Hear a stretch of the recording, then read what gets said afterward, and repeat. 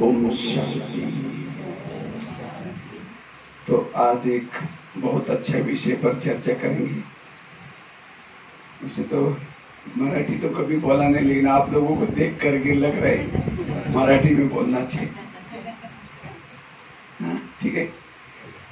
आज एक खूप चांगल्या विषयावरती चर्चा करूया। आपली स्थिती बिघडती का? आपली स्थिती ना बिघडो याच्यासाठी आपल्याला काय करायचं? पुरुषार्थ स्थितीला शक्तिशाली बनवायचंय। तर स्थिती बिघडती का, त्याचे कारण आणि त्याचे निवारण, त्या विषयावरती चर्चा करायची। आपल्याजवळ वेळ थोडी, अर्धा तास। या अर्धा तासामध्ये आपण काही गोष्टींची चर्चा करूया। कधी कधी आपली स्थिती चांगली असते आणि कधी कधी स्थिती बिघडते, कारण आणि त्याचे निवारण। कारण ज्यांची स्थिती शक्तिशाली आहे ते दुसऱ्यांच्या डोळ्यांचे अश्रू पुसू शकतील। ज्यांची स्थिती बिघडते, खुद रडत असेल ना, तर दुसऱ्यांचे अश्रू कसं पुसणार? त्याच्यासाठी आपल्याला स्थितीला शक्तिशाली बनवायचंय। अनेक दुःखी लोकांना सुखी बनवायचंय। ज्यांची स्थिती शक्तिशाली ते वायुमंडल चांगले बनवतील। ज्यांची स्थिती शक्तिशाली आहे त्यांचे भविष्याचे सतीवचे पद उंची असणार। ज्यांची स्थिती शक्तिशाली आहे त्यांना अति इंद्रिय सुखाचा अनुभव होईल। परंतु प्रत्येकाला वाटतं की आपली स्थिती खूप चांगली असावी, परंतु बिघडती का? स्थिती बिघडण्याचं सर्वात पहिलं कारण आहे एक दुसऱ्यांचं परचिंतन करणं, दोष पाहणं, अवगुण बघितणं। याच्यामुळे स्थिती आपली काय होती? बिघडती। जर का आपल्याला स्थिती चांगली करायची आहे, कुणाचं परचिंतन, तो परचिंतन तो करत नसेल ना, हे करता। जर काही कोणी करत नाही, हात वरती करा। परंतु झूठ बोले कव्वा काटे, आहे कोणी? कधी सुद्धा आम्ही एक दुसऱ्याचं कधी परचिंतन करत नाही, आहे कोणी? सगळेजण करता। तो काय फायदा होतो त्याच्यातून? फायदा नाही तर मग का करता? काल 15 ऑगस्ट साजरा केला ना, ते इंग्रजापासून तो स्वतंत्र झालो, परंतु हे इंग्रज परचिंतन, तर आपल्याला राखी येणार आहे। तर हेच आपल्याला रक्षा, ती तर हातावरती बांधायची, परंतु आपल्याला ती सुद्धा राखी बांधायची आहे। मला कधी सुद्धा एक दुसऱ्याचं दोष पाहायचं नाही, कारण हा वेळ काही एक दुसऱ्यांचे अवगुण पाहण्याचा नाही आहे। हा वेळ आहे स्वतःला पाहायचं, स्वतःच्या पाप कर्माला कमी करायचं, भविष्याची तयारी करायची। जर काय आपण एक दुसऱ्याचं परचिंतन केलं, परचिंतन करणाऱ्याच्या डोक्यामध्ये ज्ञानाचा एक पॉइंट सुद्धा बसणारच नाही। परचिंतन करणाऱ्याला विचारा, आजची मुरलीची काय पॉइंट होती? हा, खूप चांगली होती मुरली। हो, काय होती? खूप चांगली होती। काय होती? खूप चांगली होती। वरदान काय होतं? खूप चांगलं होतं। स्लोगन काय होतं? खूप चांगलं होतं। डोक्यामध्ये एक सुद्धा पॉइंट बसणार नाही, कारण परचिंतन। सरस्वती हंसावरती बसते, कावळ्यावरती बसत नाही। तर आपल्याला कावळा आवडतो की हंस आवडतो? हंस। कावळा का आवडत नाही? तो काळा असतो, तिच्या नजरेमध्ये चंचलता असते, तो गंदगी खातो। हंस का करतोय? मोती चुकतो। त्याला हंसाला दूध आणि पाणी एकत्र करून द्या, दुधाला पिणार आणि पाण्याला सोडून देणार। कंकड आणि मोती एकत्र करून ठेवा, मोत्याला चुंगणार, कंकडला सोडून देणार, तो हंस आहे। त्याचप्रमाणे जो ज्ञानी व्यक्ती आहे, जो ज्ञान योग करतो, दुसऱ्यांच्या चांगल्या गोष्टींना पाहतो, तो आहे हंस। जो ज्ञानी असताना सुद्धा दुसऱ्यांचे अवगुण पाहतो, तो कोण झाला मग? कावळा। ह्याच्यासाठी ज्ञान आपल्या, कारण जर आपल्या बुद्धीमध्ये ज्ञानच नसलं तर आपल्याला नशा कशी येणार आहे? नारायणी नशा, बाबा कशी आठवणीमध्ये येणार आहे? याच्यासाठी हेच आपल्याला लक्ष ठेवायचं आहे. आजपासून कुणाचं परिचिंतन करायचं नाही, ऐकायचं नाही, वायुमंडलला खराब करायचं नाही. जर एखाद्या फॅक्टरी मधून काळा धूर निघत असेल तर गव्हर्नमेंट काय करेल?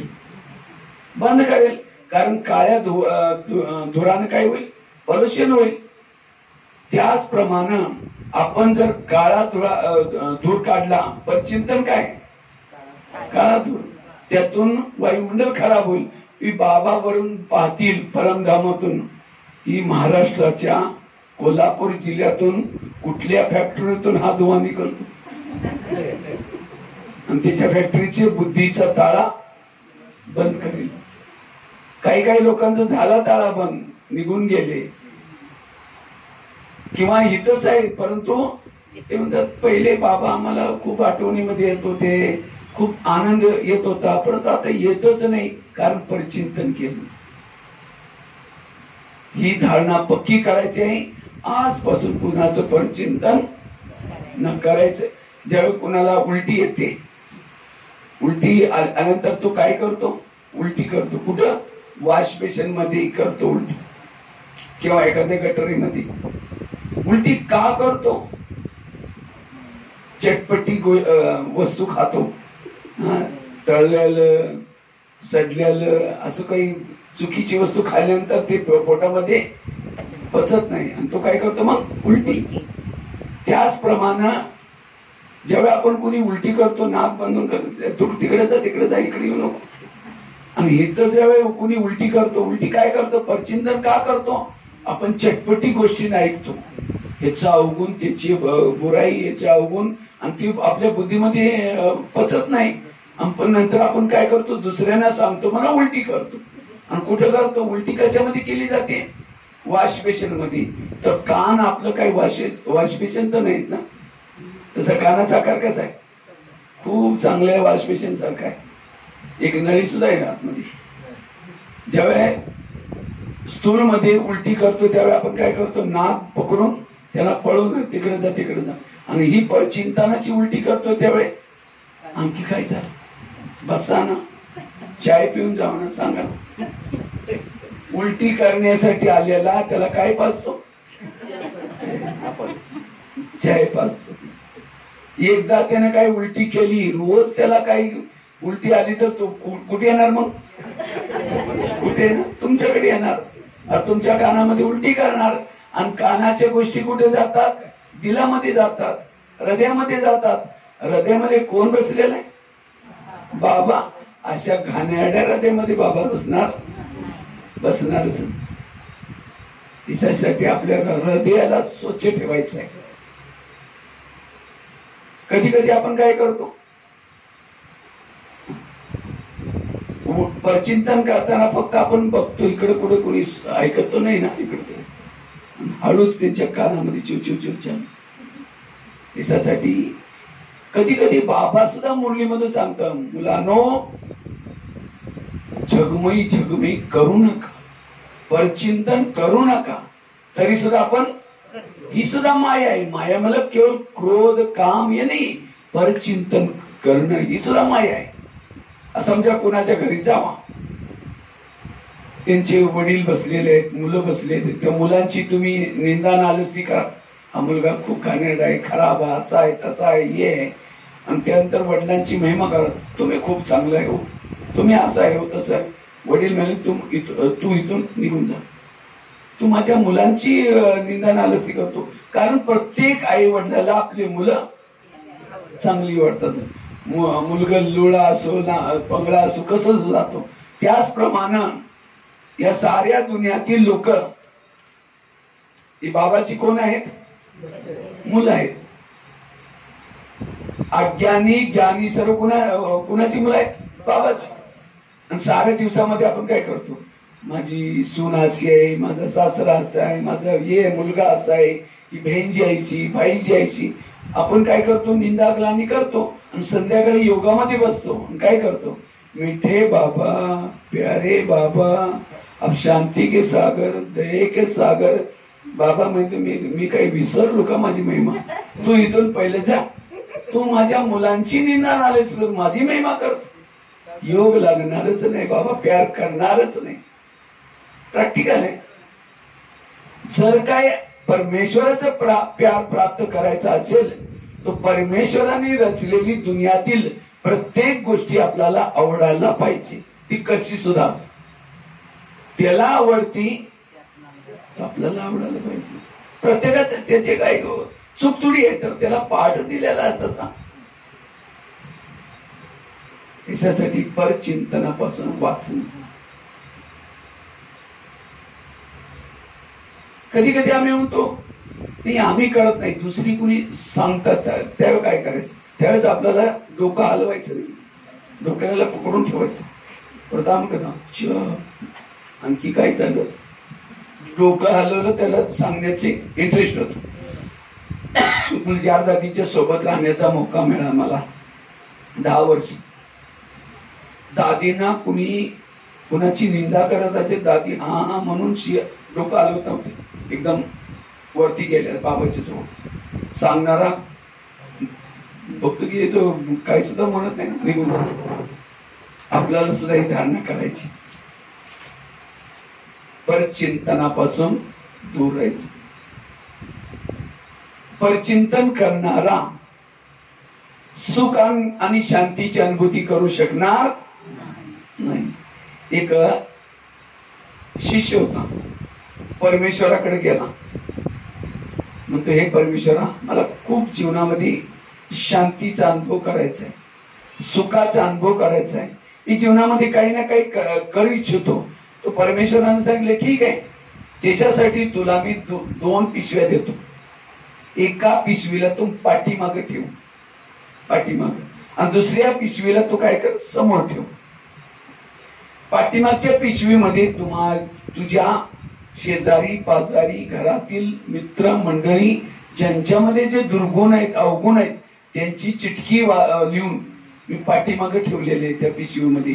त्या पिशवीला तो बांधून पाठीमागे ठेवू. त्याच्यामध्ये काय आहे काय नाही त्याच्यावरती विचार करायचा नाही, बस इतकं करायचं. आणि समोरची जी पिशवी आहे तुझ्या स्वतःमध्ये जे दुर्गुण आहेत अवगुण आहेत त्यांची चिठ्ठी लिहून मी टाकलेले.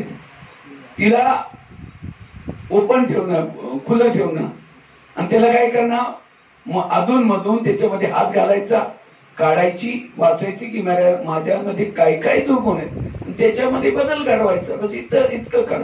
तुझी जी इच्छा आहे, तुला सुख पाहिजे, शांती पाहिजे, पैसा पाहिजे, जे काही पाहिजे सर्व मिळेल, बस एवढं कर. पाठीमाग दुसऱ्यांच्या अवगुणाला तू पाहू नको, पाठीमागे ठेव, आणि तुझ्या अवगुणाला काय करतो, बदल करून. ती म्हणतो हा परमेश्वर मला हेच पाहिजे, मी असंच करेन, घेऊन जातो.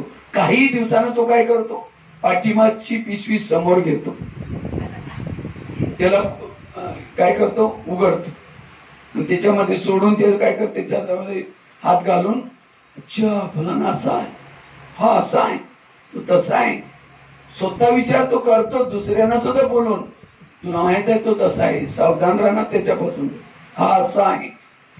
साऱ्या दिवसामध्ये ते चिंतन करतो. त्याच्यामध्ये जे अवगुण आहे त्याला काय करतो, त्या पिशवीला बांधून पाठीमागे ठेवतो. तो दुखी झाला, परेशान झाला, त्यानंतर पुन्हा एकदा परमेश्वराकडे गेला. मग तो हे परमेश्वरा मला सुख मिळालंच नाही, मला शांती मिळालीच नाही. परमेश्वराने सांगितले अच्छा तुला जी मी पिशव्या दिल्या होत्या त्याला तू कुठे ठेवलं. तो हा परमेश्वरा ती माझ्याकडून एक मोठी चूक झाली, मी कधी कधी पाठीमागची पिशवी समोर घेतली होती आणि समोरची पिशवी. परमेश्वराने सांगितलं हीच तुझ्या दुःखाचं अशांतीचं सारी समस्याचं कारण आहे. ही कहाणी ही गोष्ट कुणी दुसऱ्याची नाही, आपलीच आहे. आपण इथे येतो कशासाठी, काही ना काही सुख अनुभव करायचंय, शांती अनुभव. बाबा म्हणतात ठीक आहे तुला मी वरदान देतो, त्याच्यासोबत 2 पिशव्या देतो. कुठल्या, दुसऱ्यांच्या अवगुणाला तू कुठे ठेव, पाठीमागे, आणि तुझ्या अवगुणाला तू काय कुठे ठेव, समोर. लेकिन आपण बाहेर जाऊन काय करतो, पिशव्या बदलतो, जातो, ज्ञानानं सुरुवात करतो. कसं चाललेलं आहे पुरुषात खूप चांगला, मेरी अमृतला वगैरे चांगली होते, हे होते काय आपल्या पाठशाळेमध्ये इतकं ध्यान देत नाही. त्या सेंटरवरती बघा किती इचलगंजी वाले पाठशाळा, बहिणजी खूप ध्यान देवते हो, हे आपले काय पैसे देतात त्यांना समोर यांचे सांगते, त्यांचं पाठीमागची पिशवी संपली. माहीतच होत नाही माया कशी चुवी उंदीर कापतो आणि आपल्याला विघ्नामध्ये टाकतो. याच्यासाठी आपल्याला दुसऱ्यांचं सुधारण्याचं जबाबदारी बाबाची आहे. आपल्याला स्वतःला बदलायचं आहे. याच्यासाठी ही धारणा पक्की करा. परचिंतनापासून दूर राहायचंय.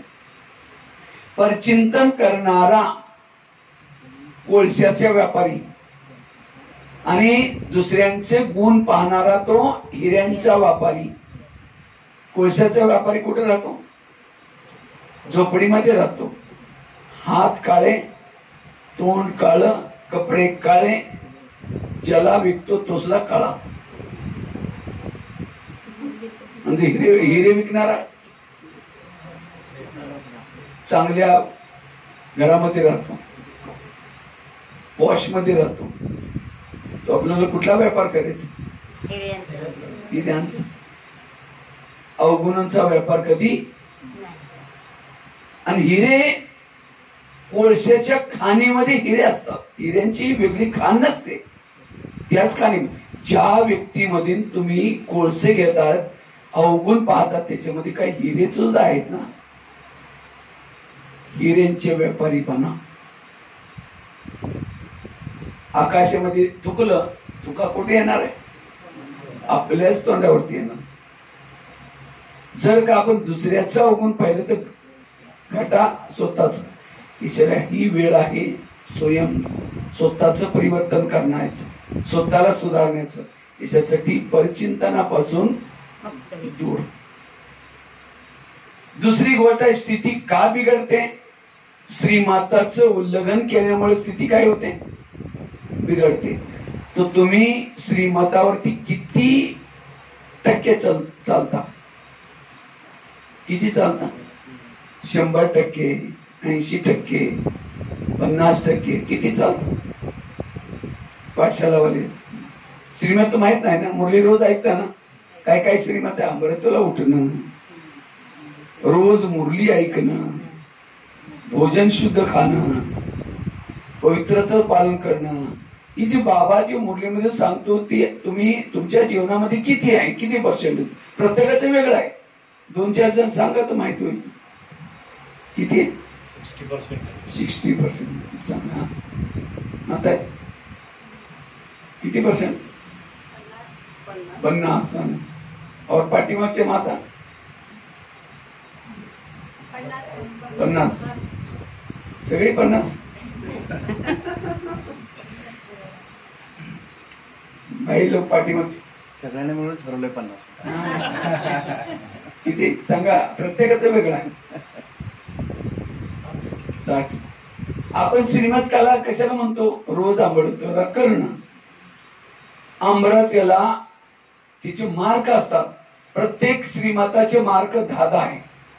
फक्त पवित्रताचे मार्क 20 आहे. एक तो स्थूल मध्ये पवित्रता और एक मनसा वाचाची पवित्रता. स्थूलची पवित्रता 10 मार्क आणि सूक्ष्म पवित्रता 20 मार्क. 100 मार्काचा रोजचा पेपर असतो. त्यातील तुम्ही अमृताला उठला, बिस्तऱ्यामधून उठला, बाबाच्या फोटेचं समोर जाऊन झोपला, अर्धे मार्क गेले. फक्त 5 मार्क मिळाले. आणि त्या 5 मार्कामध्ये सुद्धा झोपला नाही, डोळे उघडे होते, परंतु काय बुद्धी मन इथंच होत, वरती गेलंच नाही. 2.5 मार्क गेले. इतकं एका कर्माचं विधीपूर्वक आहे. त्याच्यासाठी विधीपूर्वक आपल्याला काय करायचं, प्रत्येक कर्म आहे. समजा मुरली तुम्ही ऐकली, मुरलीचे मार्क किती आहेत, 10 मार्क आहेत. 10 मार्काचं 3-4 मार्क आहेत मुरलीच्या पूर्वी अर्धा तास योग करण्याची, 1 मार्क आहे मुरली ऐकण्याची. फक्त किती? एकच आहे. आणि 5 मार्क आहेत त्या मुरलीचं स्वरूप बनणं. जसं सांगितलं तसं मुरलीला धारणामध्ये आणलं तर त्याची टोटल मार्क. आपण मुरली ऐकतो 10 मार्क देऊन जातो. इतकं ज्ञान दीप मध्ये आहे. बॅच लावला नाही मार्क 1 गेलं. युनिफॉर्म मध्ये आलं नाही मार्क 1 गेलं. भोजन केलं बाहेर स्वतःच बनवून केलं, गप्पा गोष्टी करत खाल्ल्या. बाबाला एखादं लहान मूल असतं ना, त्या मुलाला तुम्ही 1 घास द्या, नंतर मुलगा तुमच्याकडे बघत असत, तुम्ही सगळे घास स्वतःच खाताय. मुलगा बघत असत, आता काय देईल मग देईल मी. तसं आपण बाबाला काय करतो, पहिल्या घासामध्ये बोलवतो, या बाबा तुम्हीच खाल्लं तर 1 घास काढला, नंतर विसरून स्वतःच खातात. बाबा गेला बाजू, उपाशी राहिला. आपल्याला करायला काय पाहिजे, 1 घास खायचा, 1 घास बाबाला केलं, 1 घास स्वतः खायचा, 1 शेवटपर्यंतच पोट करेल. त्याच वेळी तुमच्या पाठीमागे येईल. त्याच्यासाठी आपल्याला भोजन खाताना बिलकुल बाबाच्या आठवणीमध्ये खायचंय, बनवायचं, तर त्या भोजनाची मार्क मिळतात. ही आहे श्रीमत. आता सांगा मग किती चालत असतो, 50-60. ही सूक्ष्मता आहे. आणि वरती सगळ्यांची कम्प्युटर लागलेले आहेत. कम्प्युटर तुम्ही जे करता तुमच्या कम्प्युटर मध्ये तुमचं नंबर मिळतात. अब इथं बहीणची कोणी सांगणार नाहीत की तुम्ही बॅच घालून यावा. एकदा सांगितलं झालं, नंतर तुम्ही जे करता तुम्हाला मार्क मिळतात, नाही करता तुमची कट होतात. त्याच्यामध्ये फायदा काय? याच्यासाठी एखादा मुलगा 10वी मध्ये या कुठल्या इयत्तेमध्ये नापास झाला, 35 मार्क ऐवजी त्याला 33 मार्क मिळाली, तर शिक्षक नापास करत नाही. काय पाहतो, पूर्ण वर्षभर येत होता, रोज युनिफॉर्म मध्ये येत होता, कुणाची सुद्धा भांडण तंटा करत नव्हता. 33 के बजाय 30. हे 2 मार्क कुठून आले? पुरे. त्याचप्रमाणे आपण समजा अंतिम परीक्षेमध्ये नापास झालो, तर बाबा काय करतील? जिथून आपण बाबाचे बनलो, रोज इथे येतो, सेवा करतो, युनिफॉर्म येतो, ते 2 मार्क बाबा ऍडजस्ट करून पास करतो. हे आपलं वाया जात नाही, इथं कुणी बघत नाही, परंतु बाबाच्या जवळ सर्व बाबाला माहित आहे. त्यासाठी कुणाला अडचण आहे, कुणाला काय, परंतु आपण श्रीमाताचं उल्लंघन का म्हणून करतो? का करतो? लोकलाज. जर काय आपण बॅच घातला, लोक काय बोलतील? जर काय सेपरेट ड्रेस टाकला, लोक काय म्हणतील? लोक या दुनियामध्ये असे आहेत, घोड्यावरती बसू सुद्धा देणार नाही, पायी पायी चालू सुद्धा देणार नाही, अशी लोक आहेत तिथे. समजा तुम्ही येते, आता लोक काय म्हणतात, काय तुम्ही पांढरे कपडे टाकता, बिल्ला लावता, बाहेरचं भोजन खात नाही, टीव्ही बघत नाही, फॅशन करत नाही, हे तुमचं काय जीवन आहे का? याच्यासाठी अरे खावा पिवा, याच्यासाठी दुनियामध्ये आलं, मौज करा. ठीक आहे, उद्यापासून इथे यायला बंद करा आणि एक पॅन्ट घाला, केस खुले सोडा आणि एक शर्ट घेऊन गली बोळातून फिरा. काय म्हणते लोक, ही कुठला अवतार केला? काय पूजा पाठ करा, श्रावण महीना चल रहा है, ये क्या है? आप पूजा पाठ कर रहे थे तब भी बोल रहे थे, ये कर रहे थे तो भी. म्हणून म्हटलं जातं, ऐकावे जगाचे, मनाचे नाही श्रीमताचे. ऐकावे जगाचे, करावे मनाचे नाही श्रीमताचे. यासे पक्का करो, ना मनाचे ना जनाचे, श्रीमाताचे करा. श्रीमातावरतीचा आज सीता कमजोर का झाली? का झाली? तिनं श्रीमतामध्ये आपलं मत मिक्स केलं. जर लक्ष्मणानं सांगितलं भाभी तुम्ही इथून बाहेर जाऊ नका, बाकी सगळं आम्ही बघून घेऊ, बस एवढं करा म्हणून निघून गेले लक्ष्मण रेखा टाकून. तिला वाटलं हा साधू आहे, जर का आपण भिक्षा दिली नाही नाराज होतील, श्राप देतील. ही कुणाचं मत आहे? स्वतःच. आणि तिथून बाहेर आले, रावण घेऊन गेला.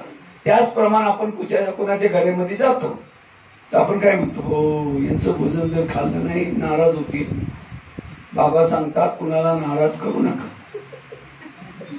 सगळ्यांना राजे करा, संतोष करा. खातो. श्रीमाताच्या बाहेर आलो, रावण उठून घेऊन जाणार. यासाठी लोकांना तुम्ही खुश करून कुठं पोचला? आता सुद्धा लोकांना खुश करून कुठे जाणार आहे? याच्यामुळे आपल्याला युक्तीनं चालायचं आहे, बाबाला खुश करायचं आहे, श्रीमातावरती चालायचंय. आणि जो श्रीमातावरती चालतो त्याची स्थिती शक्तिशाली आहे. तिसरी गोष्ट आहे, स्थिती कमजोर क्यों बनते? स्थिती का बिघडते? व्यर्थ विचार केल्यामुळे स्थिती बिघडते, निगेटिव्ह विचार केल्यामुळे स्थिती बिघडते. याच्यासाठी आपल्याला काय करायचंय? नेहमी पॉझिटिव्ह सकारात्मक राहायचंय, कधी सुद्धा निगेटिव्ह. क्योंकि आपले संकल्प ज्यावेळी निगेटिव्ह चालतात त्यावेळी वायुमंडल खराब होतं. निगेटिव्ह संकल्प मुळे ईर्ष्या, घृणा, नफरत, विकार पैदा होतात. निगेटिव्ह ज्या घरामध्ये निगेटिव्ह वातावरण आहे, संकल्प आहे, तिथं लक्ष्मी वास करणार, तिथं पाण्याचे मटकी सुद्धा सुकून जातील, बरकत होणार नाही, आपसी संबंध में कड़वाट येईल. याच्यासाठी नेहमी आपल्याला काय करायचंय? पॉझिटिव्ह सकारात्मक राहायचंय. टीव्ही उघडा, चालू करा, निगेटिव्ह. अखबार बघा, निगेटिव्ह.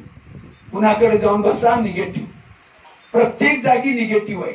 आणि जर तुम्ही निगेटिव्ह बनाल, निगेटिव्ह वाला दुखी असतो, पॉझिटिव्ह वाला सकारात्मक वाला सुखी आहे. निगेटिव्ह वाला मन से, शरीर से थकून जातो, पॉझिटिव्ह वाला सदा समर्थ असतो, त्याला आळस आलं पण कधी सुद्धा येणार नाही. पॉझिटिव्ह वाला आपल्या भ्रुकुटी आसनावरती बसतो, आत्मिक स्वरूप में राहतो. निगेटिव्ह वाला आत्मिक स्वरूपाचा अनुभव करू शकणार नाही. निगेटिव्ह वालाचा कर्मयोग होणार नाही. योगाला जर बसला तरी सुद्धा योग लागणार नाही त्याचा. योगामध्ये बसलेला लाल लाईट चल रही, गीत वाजत आहे, मी आत्मा आहे शांत. त्याने मला का असं म्हणलं? ठीक आहे, मी आत्मा आहे शांत. 15 दिवसाच्या पूर्वी सुद्धा म्हणलं होतं तसंच. ठीक आहे, मी आत्मा आहे शांत स्वरूप आहे. सगळ्याच्या मध्ये का म्हणलं? जर काय सांगायचं असेल ते एखादं म्हणून काय सांगितलं तेच विचार तुम्हाला योग करू देणार. याच्यासाठी नेहमी आपल्याला काय करायचंय? पॉझिटिव्ह बनायचंय, सकारात्मक बन. आपल्या विचाराला कमी चालवा. ज्यांचे विचार कमी, समर्थ, पॉझिटिव्ह, त्यांची स्थिती शक्तिशाली. एक शिष्य एक गुरुजी जवळ गेला. तो म्हणतो की गुरुजी मी खूप भक्ती करतो, खूप पठण पाठन करतो, पण तो तरी सुद्धा परमेश्वर मला प्रसन्न होत नाही. मला काही सुद्धा आत्मानुभव, परमात्मानुभव, शांती सुखाचा अनुभव नाही. काय परमेश्वर माझ्यावरती राग आलेला आहे, नाराज झालेला आहे? तो गुरुजी हसू लागता. गोष्ट ठीक आहे. काही दिवसापूर्वी माझ्याजवळ 4-5 युवक आले होते, तरुण मंडळी आली होती. त्यांना तहान लागली होती. गुरुजींनी सांगितलं की मी त्यांना सांगितलं समोर एक विहीर आहे, त्या विहिरीच्या जवळ बाल्टी आहे, रस्सा सुद्धा आहे, त्या विहिरीतून पाणी काढून तुम्ही पिऊन जा. 5-6 युवा तरुण मंडळी ती गेली. त्यांनी बाल्टीला तो दोरखंड बांधलं आणि विहिरीमध्ये टाकलं, पाणी खेचलं, पाणी नाही मिळालं त्यांना. त्यानंतर दुसरी बार, तिसरी बार 10 वेळा त्यांनी बाल्टी टाकली विहिरीमध्ये, तरी सुद्धा पाणी मिळालं नाही. ती त्यांना पाणी मिळालं नाही. तसंच ताण त्यांची पूर्ण झाली नाही, तसे ते निघून गेले. विहिरीमध्ये पाणी होतं, बाल्टी सुद्धा होती, सर्व काय होतं, तरी सुद्धा त्यांना पाणी मिळालं नाही, कारण त्या बाल्टीला छिद्र होते, छेद होते. त्याचप्रमाणे ते तर विहिरीच्या जवळ गेले, तर आपण कुठं आलेलो, सागराच्या जवळ. बाबा कोण आहे, शांती का आनंदचा सागर आहे. आपण मेहनत सुद्धा करतो, इथं येतो, सेंटरवरती येतो, कधी मधुवनला जातो, म्हणा आपण बाल्टी टाकतो सुद्धा, रशाने खिचतो सुद्धा, बुद्धिरूपी रसा सुद्धा आहे, तरी सुद्धा आपल्याला अनुभव का म्हणत नाही, आपल्या मनाला छिद्र आहे व्यर्थ विचार करण्याची. मराठी म्हणतात ना, आंधळ दळतं आणि कुत्र, बस इथं येतो, मुरली ऐकतो, हे करतो, सारा दिन मन व्यर्थ सोजून सगळं निघून जातो. याच्यासाठी आपल्याला व्यर्थ पासून मुक्त राहायचंय. सदा समर्थ विचार करत, कधी सुद्धा निगेटिव्ह विचार करू नका, तरच आपली स्थिती शक्तिशाली बनू शकेल.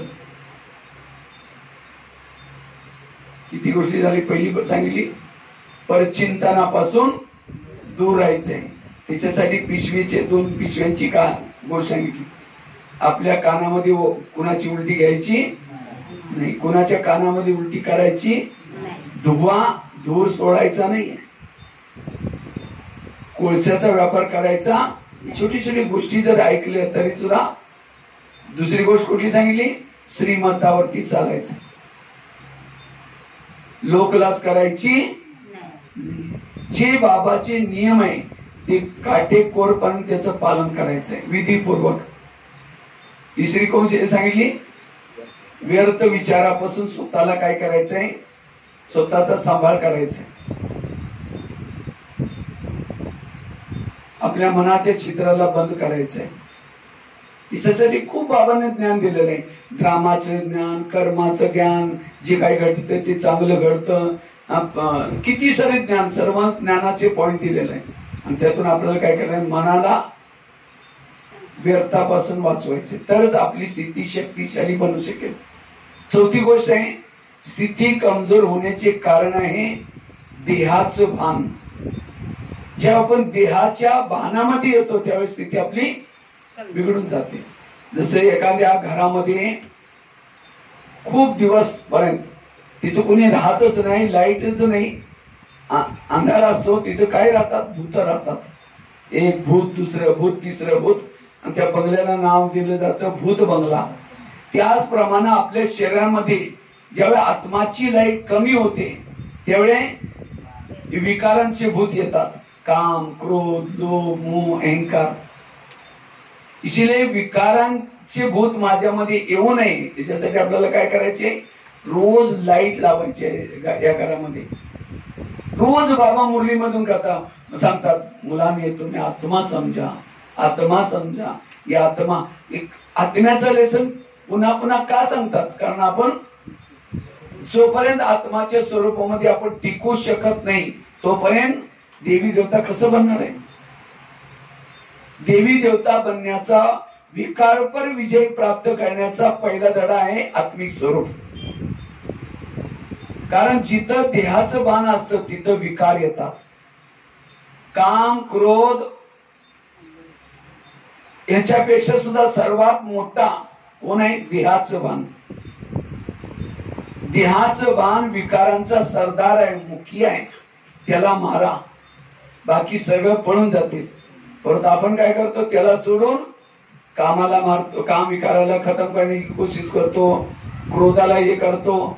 परंतु देहाभिमानाला सर्व जिंदे होतात, जिवंत होतात. राम आणि रावणाचं युद्ध चालत होतं. युद्ध करता करता राम रावणाचा एक शिर कापतो.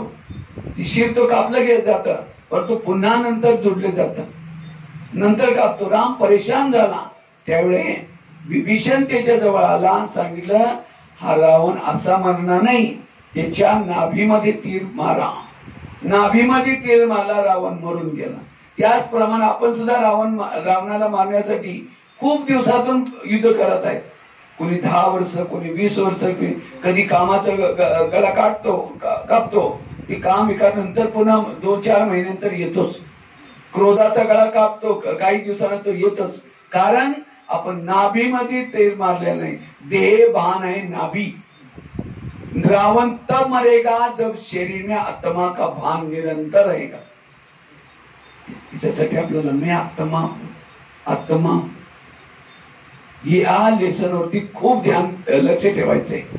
आत्म्याचा दीपक आपल्या घरामध्ये तेवत ठेवायचंय.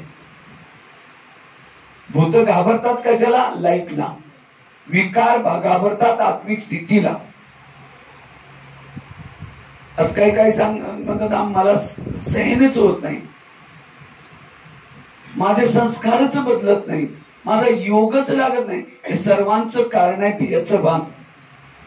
सहन करण्याचा पुरुषार्थ करू नका. तुम्ही बीज पेरलंच नाही, त्याला पाणी दिलंच नाही, वृक्ष येणारच नाही, वृक्षाला फळ सुद्धा लागणारच नाही. त्याचप्रमाणे आत्म्याचं बीज पेरलंच नाही, त्याला स्मृतीचं पाणी दिलंच नाही, तर तुमच्या जीवनरूपी वृक्षाला सहनशक्ती, धैर्यता, सत्यता ही गुणाची फळं कशी येणार आहे? जर काही तुमच्या जीवनामध्ये गुण नाहीये, याचा मतलब आपण आत्म्याचा अभ्यास केला. जितकं आपण आत्माचे स्वरूप मध्ये राहू तेवढं आपल्यामध्ये सहनशक्ती, धैर्यता, सत्यता हे गुण येतील, ऑटोमॅटिकली येतील. याच्यासाठी आत्म्याचा लेसन खूप महत्वाचा आहे. समजा एक मोठस चुंबक आहे, मोठस चुंबक, त्याच्या जवळ जसं आपण लोखंडाचे तुकडे टाकतो ते एकदम खिचून घेतं. मला चुंबक एकदम चांगला आहे, पॉवरफुल आहे. लेकिन काही लोखंडाचे तुकडे एक कपड्याचा खूप मोठा थान आहे आणि त्याच्यामध्ये लपेट करून मोठीशी घाटीमध्ये ठेवला त्याला, त्या तुकड्यांना हलू शकेल, खिचू शकेल? चुंबक खराब आहे, चुंबक चांगला आहे, परंतु आपण त्याला कापडाच्या गाठीमध्ये ठेवलेलं आहे आणि त्याच्यामध्ये त्याचप्रमाणे बाबा सुद्धा चुंबक आहे. परंतु बाबाच्या समोर जर आपण देह भानाच्या कपड्यामध्ये बसलो, बाबा कसे खिचणार आहे? तुम्ही आता बाबा मिळण्यासाठी जाणार आहे ना डिसेंबर मध्ये, काही लोक तिकीट काढाल, तयारी कराल, कपडे, खाण्याचं, पहिली तयारी करा आतापासून आत्म्याचा अभ्यास करण्याचा. जितका तुम्ही आत्म्याचा अभ्यास कराल, माउंट आबू मध्ये त्या परमात्म्याच्या मिळनचा खूप चांगला अनुभव होईल. दादी जानकीजी नेहमी सांगत होते, मी कोण आणि माझा कोण. सारे ज्ञानाचं सार आहे. दुनियातील शास्त्र, ग्रंथ, पोथी, पुराणे सर्व एकत्र करा, एक डोंगर बनून जाईल. परंतु त्या डोंगराने काही सुद्धा झालं नाही, विकार वाढतच गेलं. किती साधू, किती संत, क्या अखेर त्या परमेश्वराला इथं यावं लागलं आणि येऊन त्याने काय सिंपल एक शब्द सांगितला, तुम्ही आत्मा आहात. बस या एक गोष्टीने सगळ्या विकारावरती विजय. ब्रह्मा बाबाने नारायण बनण्यासाठी काय अभ्यास केला? मी आत्मा आहे, ही आत्मा आहे, जेसोद आत्मा आहे, ही आत्मा आहे. याच्यासाठी जर काही स्थितीला मजबूत बनवायचं असेल तर कुठला अभ्यास करा? आत्म्याचा अभ्यास करा. आणि त्याच्यासाठी एक छोटस एक्झाम्पल, जसे आपण बाबांनी पहिले धड्यामध्ये सांगितले, शरीर तुमची काय आहे? गाडी आहे. आत्मा त्याचा कोण आहे? ड्रायव्हर आहे. जसं मोठ्या मोठ्या शहरामध्ये काय करतात, गाडींना गॅरेज मध्ये ठेवतात. और गॅरेज कुठं असतं? बिल्डिंगच्या खाली तळ मजल्याला काय बनवतात? गॅरेज. और राहणारी कुठे राहतात? उपर. याच प्रमाणे 3 लोकांचं जे चित्र आहे, ही सृष्टी आहे आपल्या शरीररूपी गाडी रखण्याचं गॅरेज. आणि ड्रायव्हरचं घर कुठं आहे? वरती. आपल्याला सुद्धा या गाडीला साऱ्या दिवसभरामध्ये शेतीमध्ये इकडं तिकडं फिरवून रात्री कुठे ठेवायचंय? त्याला गॅरेज मध्ये, बिस्तऱ्यावरती ठेवायचे.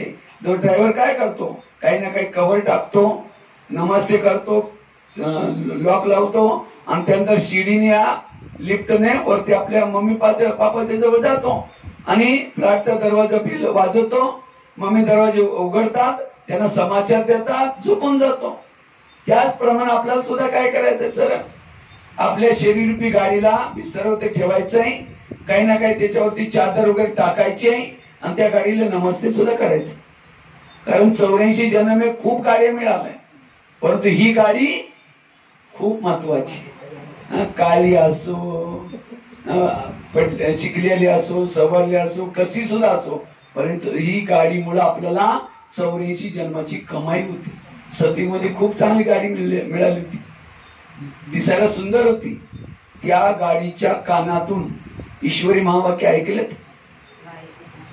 त्या डोळ्याने त्या परमेश्वराला बघितलं, त्या शरीरावरती बाबाची नजरे पडली, त्या हाताने ईश्वरी सेवा केली, त्या शरीराच्या दिलामध्ये हृदयामध्ये बाबा बाबा बाबा बोलत होता. ती शरीर काही कामाचं, ती शरीर सुद्धा आपल्याला मिळालं या शरीरामुळं. या शरीराचं गायन शास्त्रामध्ये मूर्ती आज बनणार, ती किती महत्वाचं शरीर आहे. याच्यासाठी आपल्याला या गाडीला काय करायचंय, नमस्ते करायचंय. आपल्याला मुलांना सोडायचं नाही, गलीवाल्यांना सोडायचं नाही, नवऱ्याला सोडायचं नाही, सासूला सोडायचं नाही, राहायचंच तिथंच. परंतु त्यांच्यामुळे आपल्याला काय काय मिळालं ही आठवणीमध्ये ठेवायचं. सतीमध्ये सुद्धा सासू मिळाली होती, खूप चांगली होती, भांडण तंडा करतच नव्हती. त्या सासूमुळे बाबा मिळाला. तिथं सुद्धा नवरा होता, तो देवता होता, राजा होता. त्या नवऱ्यामुळं बाबा मिळाला. आणि आताचा दारू पितो, नशा करतो, मारतो, परंतु त्याच्यामुळे कोण मिळाला, तो सतीयुगचा नवरा चांगला आहे का आताचा नवरा चांगला, कुठला चांगला? बाबाला म्हणा, बाबा असाच नवरा मला प्रत्येक जन्मामध्ये द्या, तुम्ही भेटू शकतील.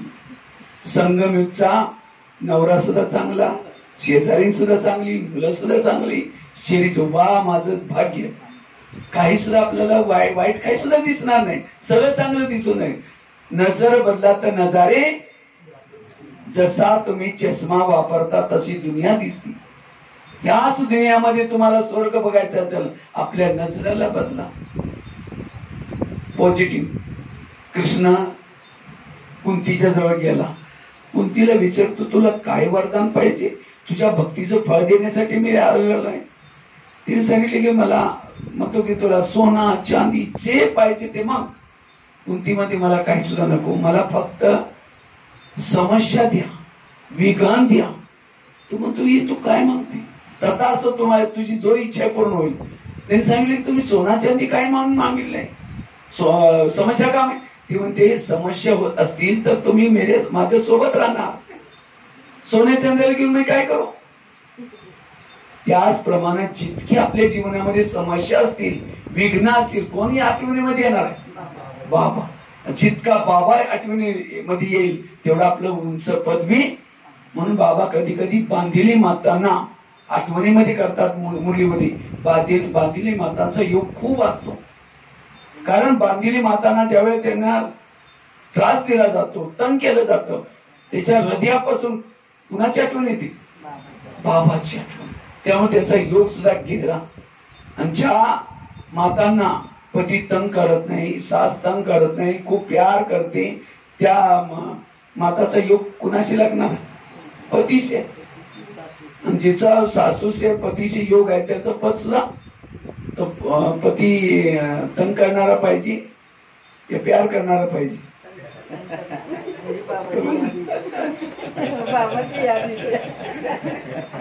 पॉझिटिव्ह राहा.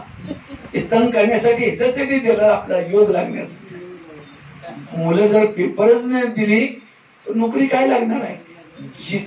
तुमचं भविष्याचं काय पद असणार? आताच्या विज्ञानाच्या पेपरांना तुम्ही किती पास केलं त्यातून तुमचं पद मिळणार आहे. त्याच्यासाठी नेहमी आपल्याला काय करायचंय? पॉझिटिव्ह, सकारात्मक, आत्माभिमानी.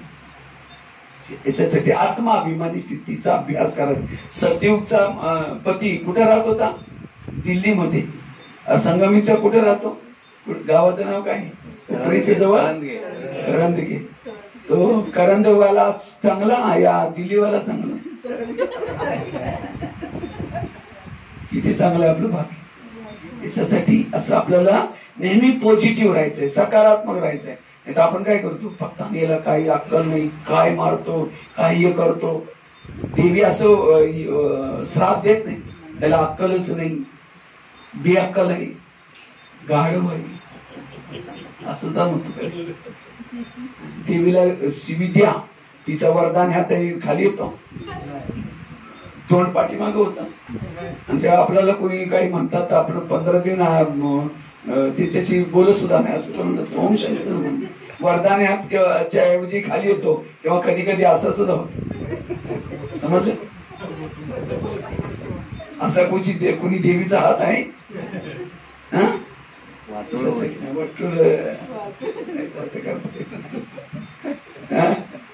अभी तो ऐसे नहीं करते होंगे, लेकिन मुख से तो संकल्प त्याच्यासाठी टाकीचे घाव सोसल्याशिवाय देव पण येत नाही. त्याच्यासाठी आपल्याला हे सर्व सहन करायचं. लास्ट एक गोष्ट सांगून पूर्ण करतो. स्थिती का बिघडते हेच कारण आहे, त्याच्यामुळे स्थिती बिघडते. शेवटचं आहे एक, पहिले काय सांगितलं? परचिंतन केल्यामुळे स्थिती बिघडते. दुसरी काय सांगितली? श्रीमताचं उल्लंघन केल्यामुळे स्थिती बिघडते. तिसरं काय सांगितलं? व्यर्थ विचार केल्यामुळे स्थिती बिघडते. चौथी ध्येय भान मध्ये आल्यामुळे स्थिती बिघडते. आत्मिक स्थितीचा. आणि शेवटची गोष्ट पाचवी, जेव्हा आपण योग ठीक करत नाही तेव्हा आपली स्थिती, जर काय स्थिती शक्तिशाली बनवायची असेल 3 गोष्टी नेहमी आपल्या दिनचर्यामध्ये आणा. पहिली, अमृतवेला रोज योग करा. दुसरा, क्लासच्या पूर्वी अर्धा तास योग करा. आणि तिसरी, रोजची मुरली ऐका. जर काही 3 गोष्टी तुम्ही केल्या तुमची स्थिती एकदम शक्तिशाली. या 3 गोष्टीमुळे आपली आत्मिक स्थिती वाढते. तर अमृतवेला कोण कोण करतात? हात वरती करा. काही लोक करत, काही नाही करत. आणि ज्याने हात उंचा केला त्यांचा जर सकाळी सकाळी योग करताना कोणा तुम्हाला माहित सुद्धा झालं नाही, व्हिडिओ बनवला आणि तोच व्हिडिओ सकाळी तुम्हाला दाखवला. माझा आहे, मी असं केलं तर भिंतीला टेक लावून बसलेलं आहे, तोंड उघडा आहे, डोळं बंद आहे. मच्छर 2 वेळा आत सुद्धा गेला, बाहेर सुद्धा आला, माहीत सुद्धा झालं. जर असा योग केला स्थिती बनेल. डोळं उघडून बसा किंवा फक्त डोळं उघडून सुद्धा नाही. समजा एखादा पाहुणा तुमच्या घरामध्ये येतो, पाहुणा खूप मोठा आहे पण तो तुमच्याशी बहुत स्नेह प्यार आहे म्हणून 10 कामं सोडून तुमच्याकडे आला. येण्याच्या पूर्वी जवळ येताना आपण काय केलं, आतून कडी घातली, दरवाजा बंद करून झोपून गेलो. तो बेल वाजवतो, गेट वाजवतो, दरवाजाच खोलू नका, उघडू नका. त्याला काय वाटलं, रे यांचं काम आहे, यांच्या कामासाठी मी आलेलो आहे, यांनी बोलवलं आणि हे तू झोपले, निघून जाईल. त्याला काम करायचंय, 10 काम सोडून आले. नंतर तो उठा, फोन करा, तुम्ही आलाच नाही. मी आलो, तो 2-3 वेळा बेल वाजवली, गेट सुद्धा वाजवलं, तुम्ही आतच होता, झोपला होता. नाही माझं जरुरी काम आहे, तुम्ही या, परत या. नंतर अर्ध्या रस्त्यातून आला, नंतर झोपला. तिसरी, तो बेल वाजवतो, हे करतो, नंतर दरवाजे उघडू नका, तो निघून जाईल. नंतर फोन करा, कधी येणार नाही आजपासून. 2-3 वेळा झालं.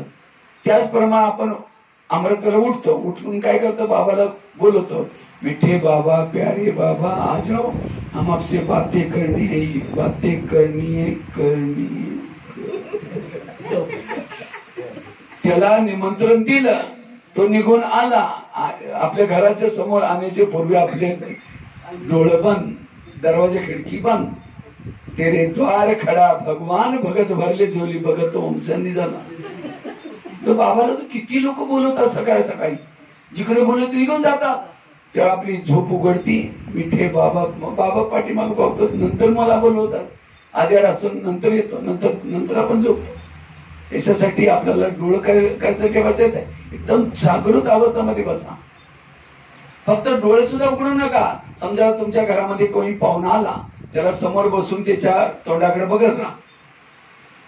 तुम्हाला कशासाठी बोलवलं, फोन कशासाठी, काय काम आहे.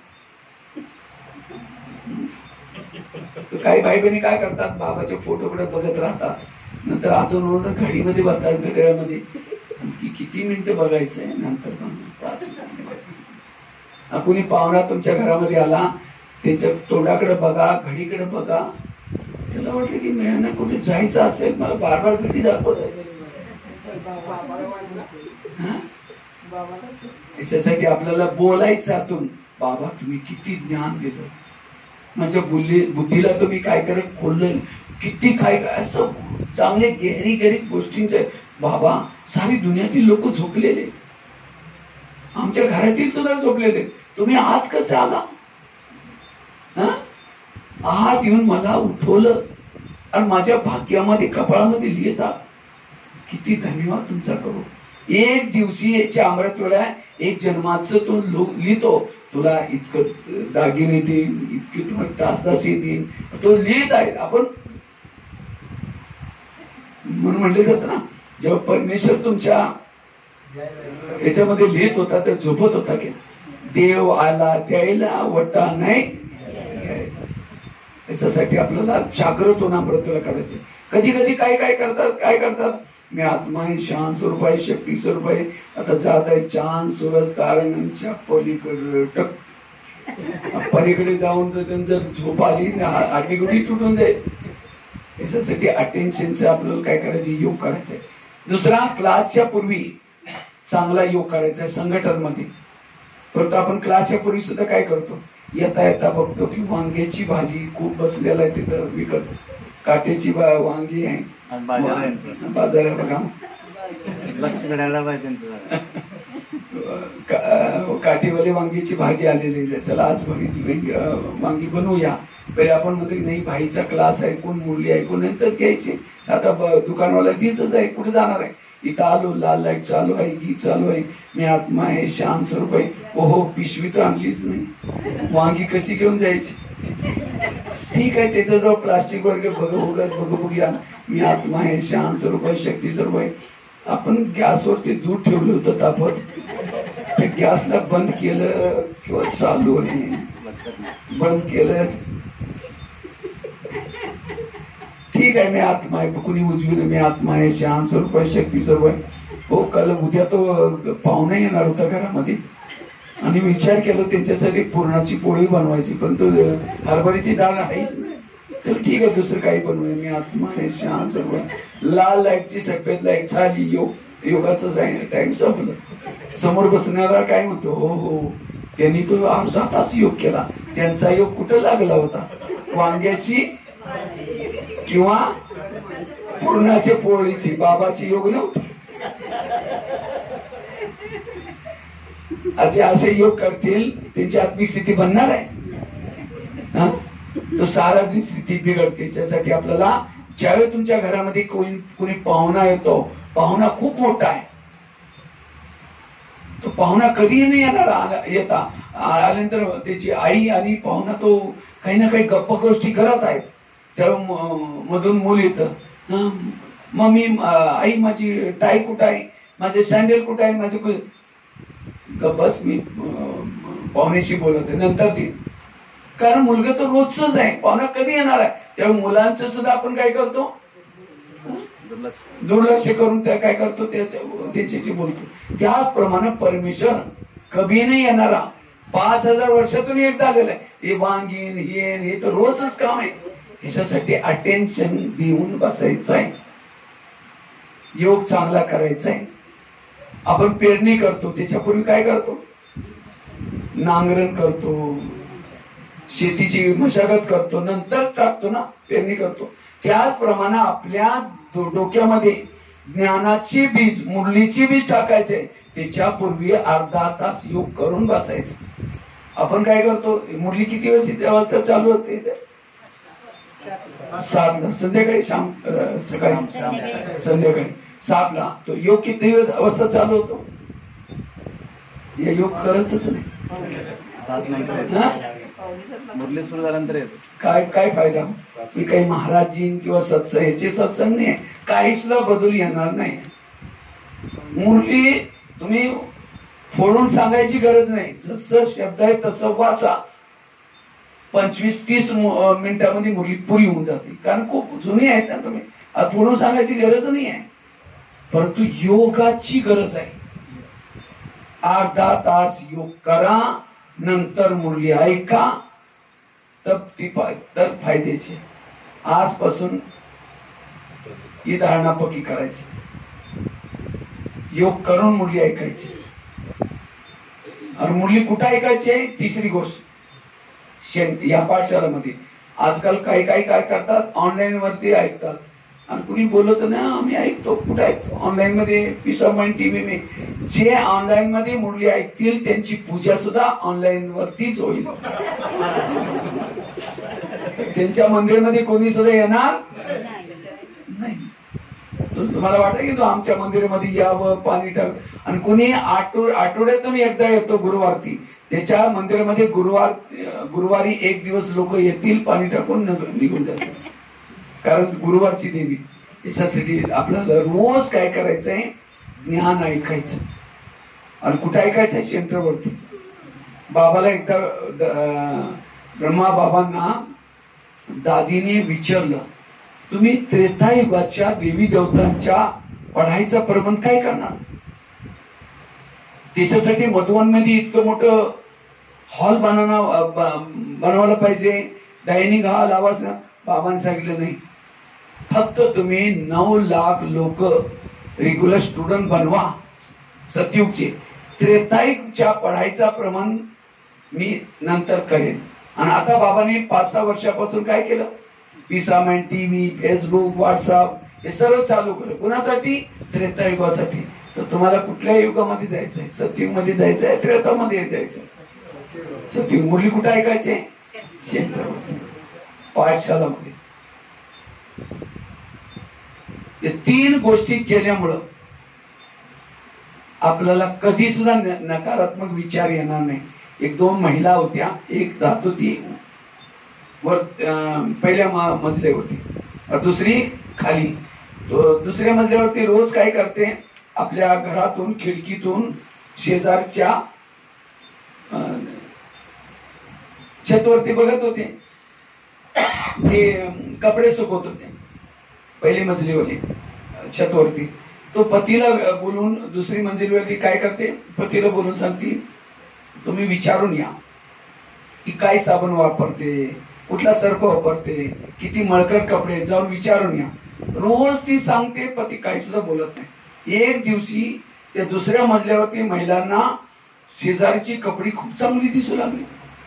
त्यावेळी नंतर बोलवलं आणि म्हणते की ना, कशी अक्कल आली, आज किती चांगले धुतलेले, साबण बदलला किंवा काय केलं, विचारून या. पती हळूच हसतो म्हणतो, आज सकाळी सकाळी मी खिडकींचे काचा साफ केले, खिडक्या साफ केले. समजलं? ती रोज कशी धुत होती? चांगली. परंतु मळकट का दिसत होते? त्यांच्या काचा मळकट होत्या. त्याचप्रमाणे ज्या दिवशी आपण सेंटरवरती आलो नाही, अमृतवाला केली नाही, क्लास के पहिले योग केला नाही, मुरली ऐकली नाही, तर आपली बुद्धीची खिडकी कशी असणार आहे? घाण असणार आहे. आणि त्यातून ज्याला आपण पाहतो सगळे आपल्याला तसं दिसणार.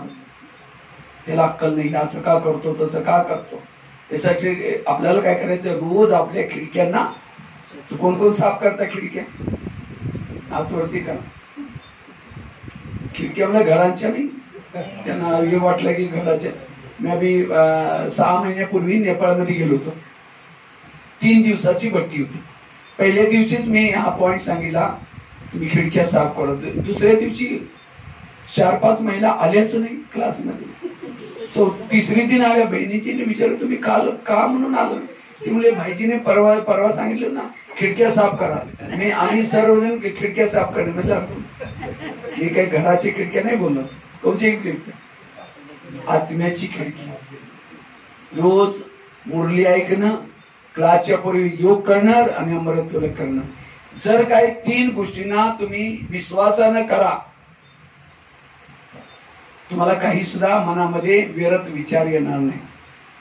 आज भक्ती काही गलत, चुकीची नाही. भक्ती खूप चांगली आहे. भक्तीला काय केलं? उलट केलेलं आहे. भक्ती मार्ग म्हटले काय म्हटलं जातं? दिवाळी साजरी करा, तर दिवाळीमध्ये आपण काय करतो, काय करतात या, एक तर आपण साफसफाई करतो, आणखी काय करतो, काय करतो, दिवे लावतो, आकाश दिवे लावतो, मोमबत्त्या लावतो, आजकाल लाइटिंगच्या लढी येतात ते लावतात. का? लक्ष्मी येण्यासाठी. आली कमी लक्ष्मी आली, कशी येणार आहे? लक्ष्मी येते घोबडावरती, और घोबडाना लाईट नदी दिसत नंतर फटाके वाजवतो मोठे मोठे, सुतळी बॉम्ब वगैरे, घोबड घाबरून येडाचा बाजार, शिकले सवरलेली लोक. तू कुठली सफाई, आपल्या मनाची सफाई करा म्हणून सांगतात. आणि दिवा कुठला लावायचा आहे? आत्म्याचा दिवा लावा. जर काही स्थूल मध्ये लक्ष्मी पाहिजे तर म्हणजे मला वाटतं की दिवाळी होती अमावस्याच्या दिवशी, अमावस्या असते, तो अमावस्याच्या दिवशी अंधकार असतो, त्यावेळेस सगळ्या लाईटी बंद करून आपल्या घराचा दरवाजा उघडून सगळी बसा, लक्ष्मी प्रत्येकाच्या घरी येईल. तर आपण काय केलं, आणि त्यावेळेस लाईट सुद्धा कापत नाही, लाईट जातच नाही. सांगितलं काय नाही, केलं. त्याच्यासाठी बाबा सांगतात इथं, तो आपल्याला सुद्धा काय केलं, रोज एक भाई ज्ञानामध्ये चालत होता, नवीन होता, 6 महिने येत होता. एकदा तो ह्याच्यामध्ये गेला हॉटेलमध्ये आणि समोसा मागवलं. समोसा वरती मैद्याला लाटून त्याच्यामध्ये मसाला टाकतात, तळतात, समोसा म्हणतात. तो 1 किलो समोसा मागवलं. समोसा मागून काय करतो, मैद्याच्या छिलकावरती काढून टाकतो आणि मसाला खातो. तो मॅनेजर बघत होता, असं का फेकते. त्यांना विचारलं, तू का फेकतो? कधी मी ब्रह्मकुमारी मध्ये जातो, त्यांनी सांगितले बाहेरचं खायचं नाही, बाहेरचं खाऊ.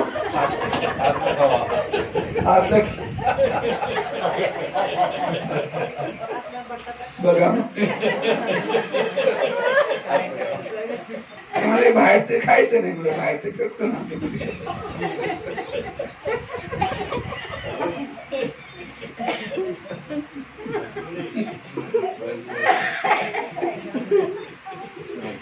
ठीक आहे. ओम शांती.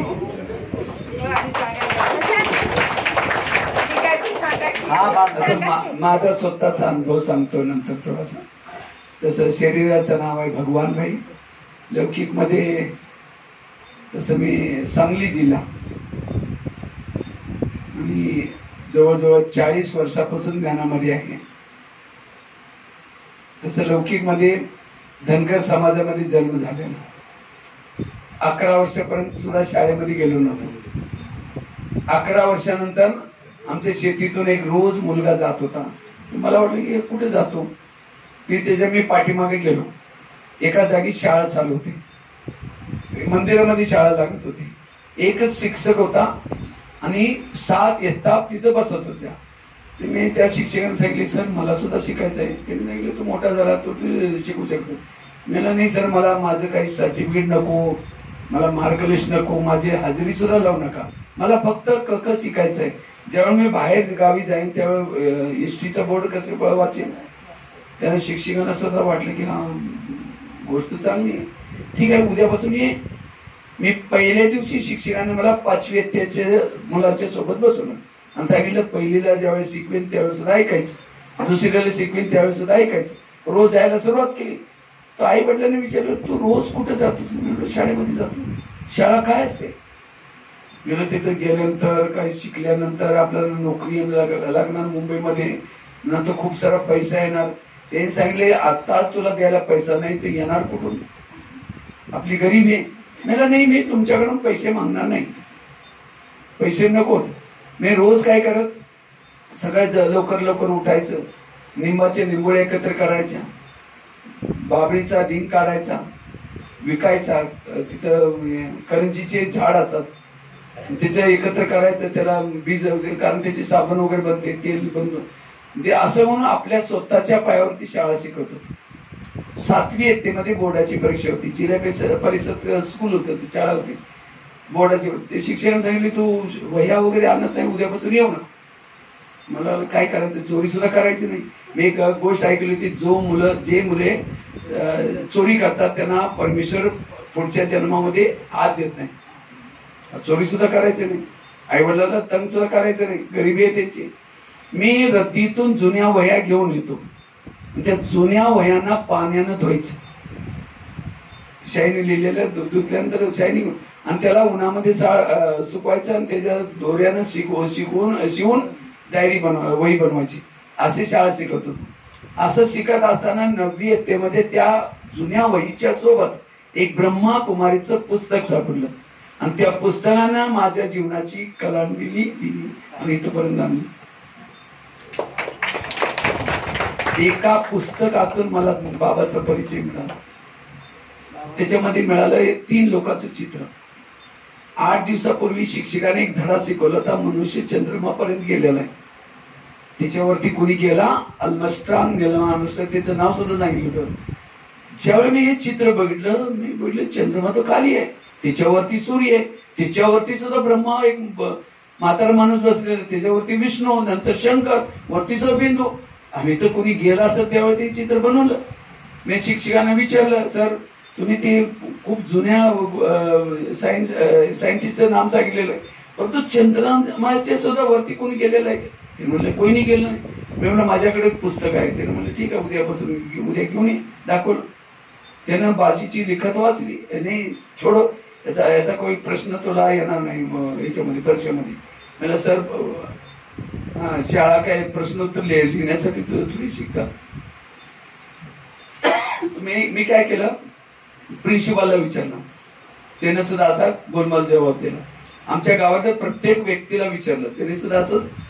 मी काय केलं, मग त्याच्यावरती ब्रह्माकुमारीचा पत्ता होता नागपूरचा, तिथे एक 15 पैशाचं पत्र लिहिलं, आदरणीय ब्रह्माकुमारी, तुम्ही चंद्रमाच्या सुद्धा वरती गेलेला आहे, तुमचं नाव तुम्ही गुगलमध्ये का म्हणून लिहिलं नाही, असा प्रश्न पाठवला. तिथून एक मला पत्र आलं, तुम्ही 10 रुपये पाठवा, त्याच्यावरती तुम्हाला उत्तर येईल. माझ्यावर 10 रुपये नव्हते.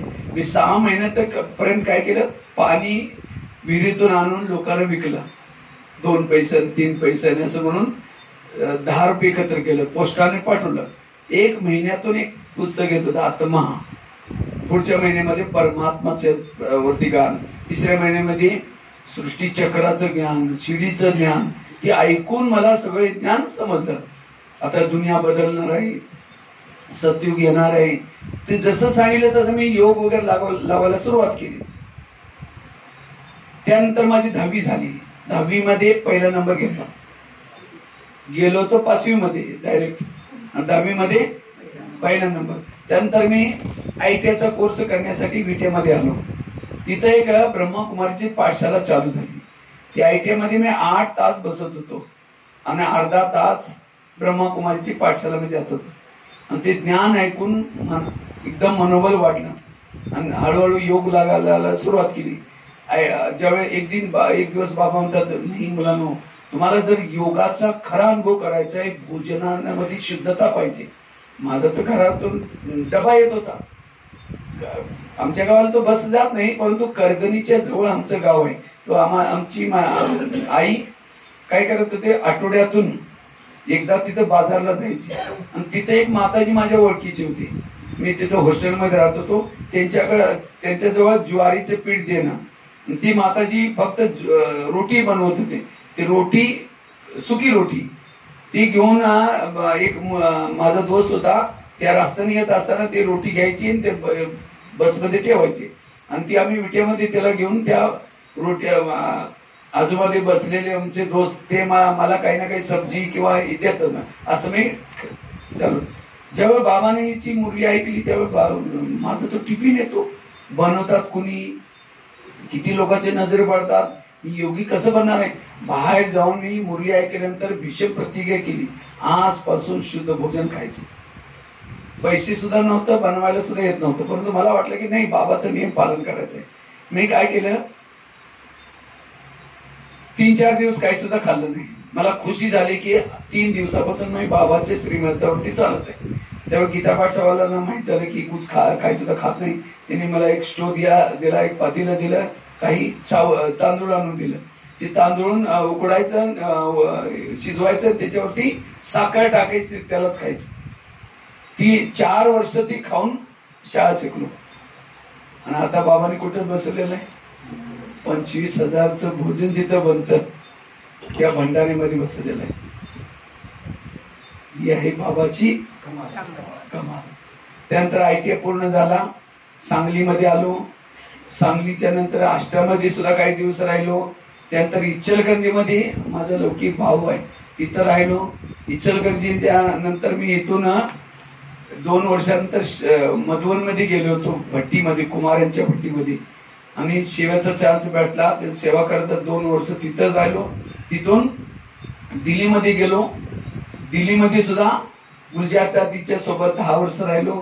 त्यानंतर मधुवन मध्ये, आणि मधुवन नंतर मधुवन मी सेवा करत असताना सुद्धा 12,000 शाळेमध्ये, 1100 जेलमध्ये सेवा करून इंडिया बुक ऑफ रेकॉर्ड मध्ये नाव नोंद झालेलं. काय होता असं तू काय. बाबांनी इतकं माझ्यावरती उपकार केले, सर्व बाबाचे उपकार, आमचं काही सुद्धा नाही. आम्ही 2 शब्द सुद्धा बोलत नव्हते. एक महिना 6 महिना आंघोळ सुद्धा करत नव्हता.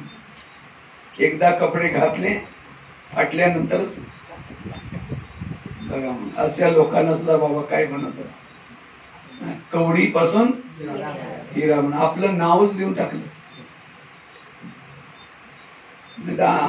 अनाडी लोक इतकं सुंदर सुंदर नाव कुठून आणलं? ही बाबाची कमाल. आणि कुठे ठेवलेलं आहे?